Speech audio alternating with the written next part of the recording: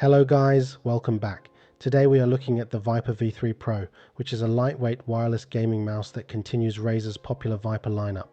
Its symmetrical shape is identical to the Viper V3 Hyperspeed, where it also adopts its new, more subdued design language.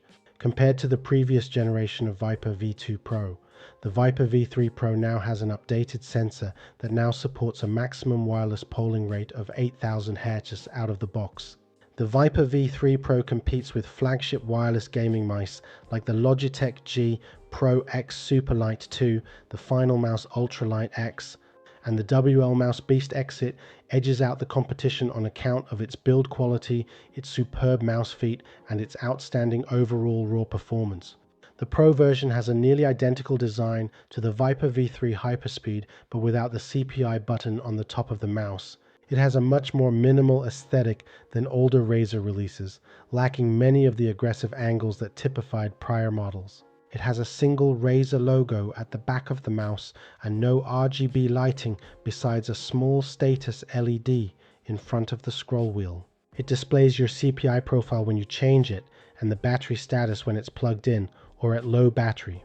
It's available in black or white. The white colorway has a slightly different feel to the coating, because it has an extra layer of UV protection to reduce yellowing over time. The V3 Pro is extremely lightweight and the weight distribution is well centered, making it easy to move quickly and accurately.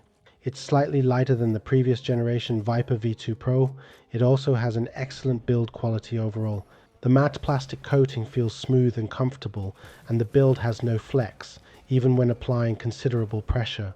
I have seen reports from the Razer community online that the white colorway of this mouse has a coating with a slightly different, grippier texture than the black colorway due to it having an extra layer of UV protection to reduce yellowing over time, which I can feel and also confirm, but since I do not have the black version, it is difficult to compare. The Viper V3 Pro uses Razer's smooth touch finish. This is very smooth to the touch and, for me, grippy under pretty much all circumstances. The only instance in which I had some minor grip issues was when I had absolutely bone dry hands, but even then it only took a minute or two to become stickier. The coating does a much better job at handling oils and fingerprints than most other smooth coatings out there, so I have absolutely no complaints about the performance. However, I do have to say that I liked the slightly grainier coating of the V2 Pro and the DeathAdder V3 Pro. Performance-wise, they're pretty much the same, but I personally prefer the feeling of more textured surfaces on my mice. The scroll wheel continues the trend that the main buttons have set. It's very quiet, consistent, and the middle wheel click tensioning is perfect. This mouse has a grippy scroll wheel with a textured rubber finish for grip.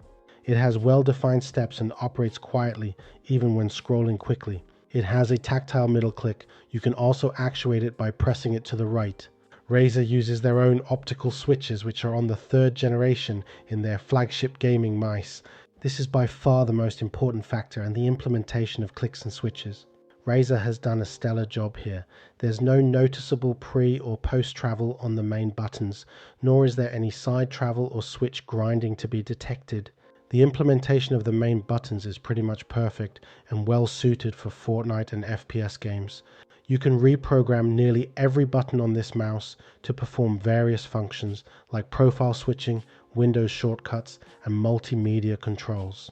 You can reassign the left click button, but it must always be assigned somewhere. You can configure a hypershift button to enable a second layer of button assignments. It has a combined CPI power button on its underside that's also reprogrammable. It has a response time of 1 millisecond and has a remarkable sensor latency performance. It reacts incredibly quickly to your inputs and you won't notice any lag or delay. In terms of performance, this sensor is, predictably, top tier. I saw no evidence of sensor malfunction in my testing, but flawless sensors have been out for many years now, so that's to be expected. This mouse uses a new skate design for the Viper lineup, with significantly more surface area that glides exceptionally well across mouse pads and desks. On the bottom of the mouse are 2 large feet along with a sensor ring. According to Razer, over 60% of pro esport players actually prefer these larger feet over smaller ones, and I agree with them. Larger feet feel more consistent and controlled. For me, this is very personal, and you can always use a third-party replacement feet. It uses a virgin grade PTFE material and glide good as all these mice is showed here. Now let's make a sound test, but before we start the sound test, I must say I'm surprised it has similar sound clicks as the Viper Mini and the M-Choose G3 Pro, but sounds different from the AIM Lab Edition and the Aerox 5 wireless mouse.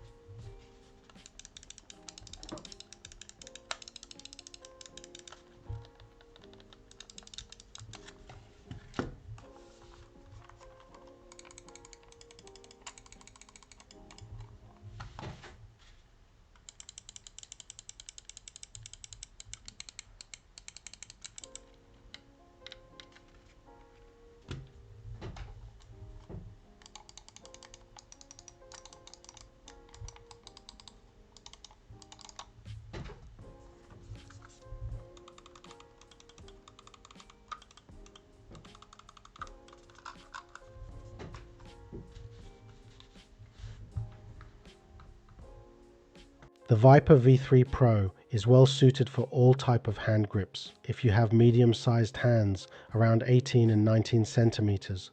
This mouse will be very good at fingertip and claw tip users. It also has a nice hump for palm users. As an FPS gamer and Fortnite player, I would say this mouse is perfect. With that said, it has a very safe shape, so pretty much all grip styles and hand sizes will find a way to make the mouse work.